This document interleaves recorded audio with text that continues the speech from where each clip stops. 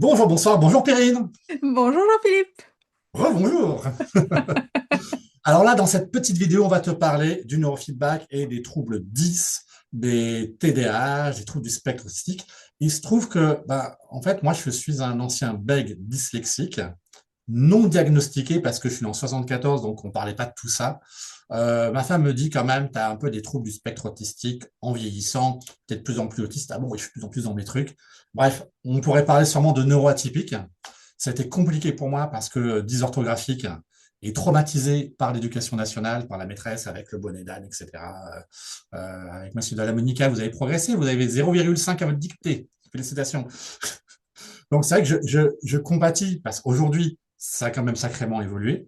Oui, C'est oui. considéré comme des troubles dysorthographiques, dyscalculie, 10-10-10. À notre époque, c'était pas le cas, Perrine, hein. Ah non, ça c'est clair que c'était pas le cas. C'était pas le cas. Je te rejoins, hein, puisque je suis de 77 et que je suis aussi dysgraphique et que je l'ai découvert grâce à mon fiston qui est dysgraphique aussi, mais sinon, j'ai jamais compris pourquoi j'étais même pas capable de dessiner un truc très très simple et pourquoi mon écriture ressemble à l'écriture des médecins. Bon, maintenant, les gens m'envoient ça comme si c'était une qualité maintenant, mais avant, je t'assure que j'ai vraiment effectivement ramé et ma fille qui est dyslexique et dysorthographique comme son père, hein, nos enfants ont chacun pris des deux côtés, on se partage la tâche.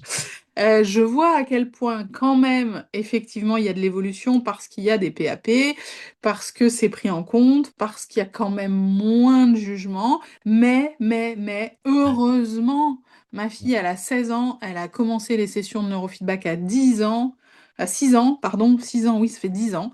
Et heureusement, parce que j'ai vu tout de suite que elle percutait très vite, hein, mes deux enfants sont HPI, c'est vrai qu'on n'a pas parlé des HPI aussi, mais et j'ai bien vu qu'elle n'arrivait pas à lire, écrire, que tout se mélangeait dans sa tête. Et je connais donc sur le bout des doigts les vraies ressources incroyables des cerveaux 10 qui savent faire plein d'autres choses mieux que tout le monde.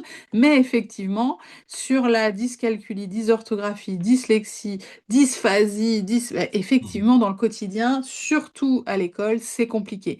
Et le neurofeedback, c'est magique pour ça. Parce que j'ai encore fait une vidéo, tiens, mercredi de ma fille qui révise le bac en Oui, je faisant l'ai vu. et Ouais. 4,K vues en 24 heures. Je me suis dit, waouh, ça parle à tout le monde, le bac. Il y a cette idée que tous les enfants qu'on reçoit et qui font du neurofeedback, ils ont des meilleures notes. Quel Ouais. que soit le Ouais, c'est profil, impressionnant, ouais. c'est Ouais. bluffant. C'est Et bluffant, j'en ouais. ai qui reviennent de loin, qu'on voulait envoyer en Ulysse. Enfin, il y a des fois des choses où je me dis, Ouais. mais non, on n'est pas obligé tout de suite de dire que tout est foutu. Alors, évidemment, hein, il faut pas tout à fait le même nombre de sessions pour... Aline, tu sais Oui, ce que je dis aux enfants qui viennent dans mon cabinet et qui sont dans cet état, ils arrivent un petit peu au cabinet un peu, tu vois, un peu en mode un peu échec, euh, un peu comme s'ils étaient malades. Et je leur dis, attends, en fait, tu es un Avenger, tu as des super pouvoirs. oui, Simplement, ces super pouvoirs, pour l'instant, tu les as pas encore, tu les maîtrises pas, tu les connais pas ou ils sont un petit peu bloqués. Et le neurofeedback, ça va t'aider à les débloquer et tu vas voir que tu as en toi un super pouvoir. Et le gamin, il faut que je prenne un bouquin d'ailleurs sur les Avengers. Comme toi, je mets des bouquins dans la salle d'attente, ça. Et le gamin d'un coup, il me regarde différemment. C'est la première fois qu'on lui dit qu'il a un super pouvoir. Tu vois, oui, oui, c'est pas une merde parce qu'il a des mauvais résultats scolaires, quoi. oui, C'est oui, l'inverse. C'est parce que tu as des mauvais résultats scolaires que tu es exceptionnel. oui. Parce que tu es un neuroatypique. Tu es un mutant.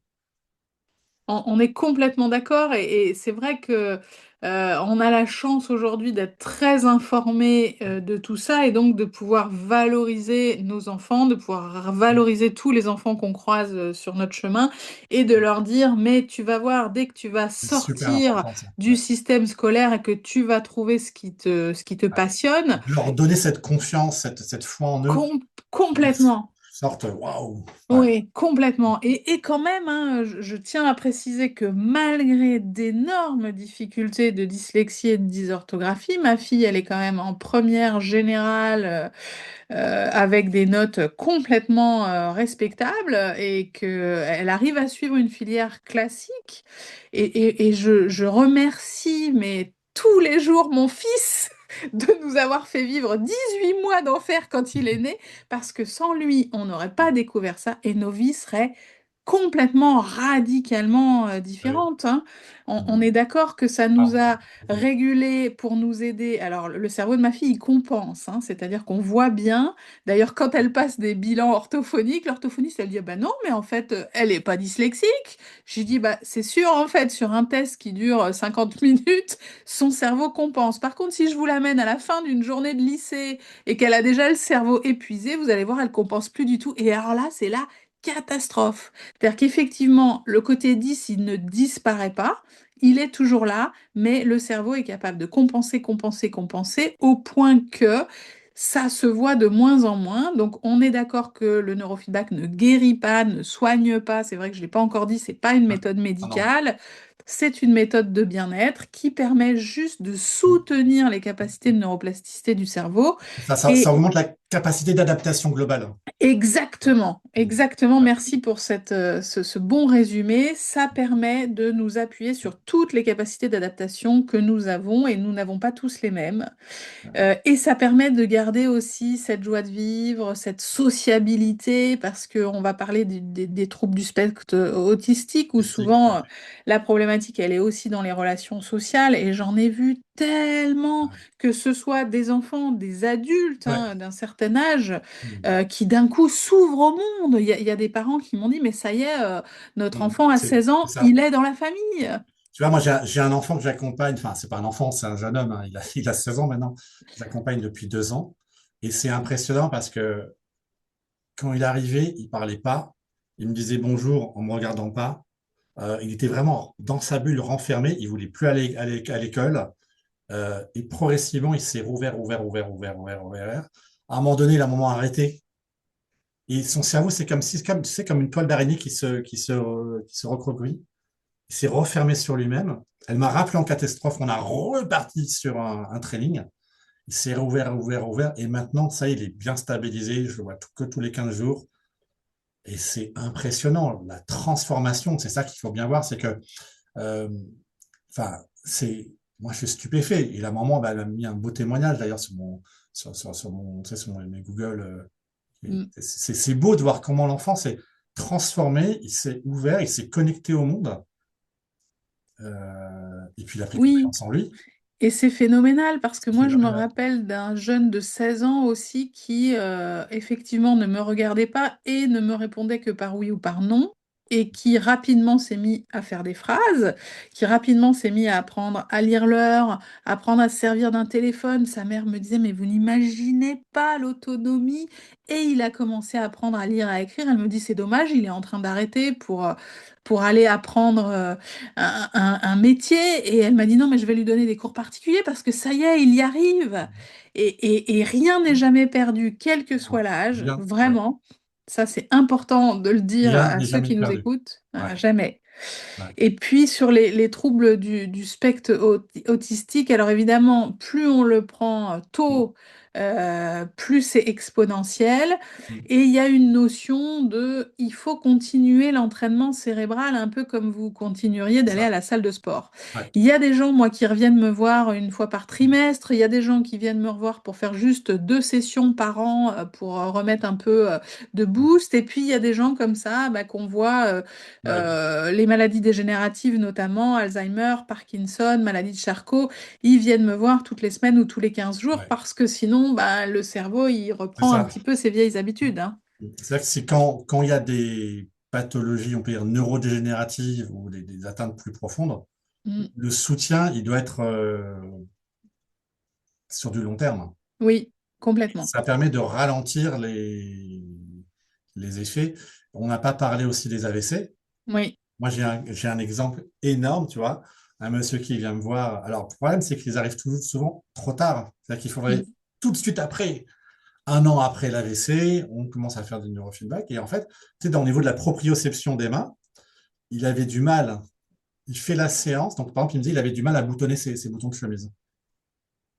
Et il sort de la séance, il boutonne, il déboutonne, il boutonne, il reboutonne, il déboutonne. Et il arrivait à le faire Oui. en, Je- en une séance. oui. Il est scotché. C'est J'ai un patient actuellement aussi hein, qui a fait un AVC et sa femme me disait, alors déjà il dort quand même mieux parce que sinon il était un petit peu tout le temps sur son téléphone ou sur la télé. Il commence à remarcher de mieux en mieux. Alors c'est vrai qu'il y a tout un côté du corps où il est très handicapé, mais petit à petit, la durée de la marche, l'énergie, la joie de vivre, ils sont partis en voyage, enfin, il y a quand même quelque chose qui se retrouve et il faut qu'on puisse le dire. Malheureusement, l'inventeur du neurofeedback, Val Brown, que nous aimons, mais tellement, tellement, moi je le remercie chaque jour avec sa femme d'avoir inventé ce logiciel extraordinaire il pourrait avoir la médaille d'or de bienfaiteur de l'humanité. Exactement, exactement. Et vraiment, il a eu un AVC là il y a quelques mois et ça a été le drame dans la communauté parce que apparemment c'était très très grave. Il a été dans le coma, il a été vraiment dans un état inquiétant. Et sa femme a amené tout de suite le neurofeedback à l'hôpital. Ils l'ont laissé faire. Dès qu'ils ont pu, ils ont fait plusieurs sessions par jour et ils récupèrent de façon tellement extraordinaire qu'ils l'ont fait. Les médecins l'ont proposé aux autres patients Karine, hospitalisés tu veux dire qu'il autour. était dans le coma, il faisait du neurofeedback? Alors je crois qu'ils ont attendu qu'il se réveille, ils voulaient D'accord. pas, ils ont pas autorisé, mais je sais qu'il y a des gens qui ont fait, hein. Il y a une femme qui était déjà trainer de neurofeedback qui témoigne, son fils a eu un accident de moto, il a été dans le coma et elle lui a fait. J'ai travaillé à une époque à la clinique Fontfroide à Montpellier, à côté de chez moi, pour des polytraumatisés crâniens dans un état grave, et j'ai vu des choses incroyables. Et la première chose qu'on voit, c'est ce dont tu parlais, cette lueur dans le regard qui se rallume. Alors, évidemment, il parle pas, il bouge pas, etc. Et ça prend énormément de temps. Et il aurait fallu à l'époque qu'on puisse faire des sessions tous les jours. Moi, j'y allais une fois par mois. Et c'est pour ça que j'ai mis en place la location des systèmes pour que chacun puisse, je l'envoie par la poste, on se fait de chez soi ses propres séances et je vous accompagne à distance. Et c'est aussi pour ça que certains peuvent l'acheter. Alors évidemment, ça demande des moyens, mais moi j'avais fait un crédit, hein, je l'ai acheté pour mon fils parce que j'ai bien vu qu'il n'allait pas récupérer en 2 ou 3 sessions de neurofeedback et c'est le meilleur investissement que j'ai fait de ma C'est vie clair. entière. Ben, moi, pareil, hein. Quand j'y repense, je me dis que heureusement que j'ai découvert le neurofeedback, ça a changé ma vie. Et puis, en plus d'être trainer, donc de l'avoir intégré dans mon cabinet à Figeac et dans mes pratiques, je pratique pour moi-même, ce qui me permet de développer plein d'autres choses. Mm. J'ai retrouvé cette capacité de création et de réflexion et de voir les choses différemment. Perrine, on arrive à la fin de cet Oui, épisode.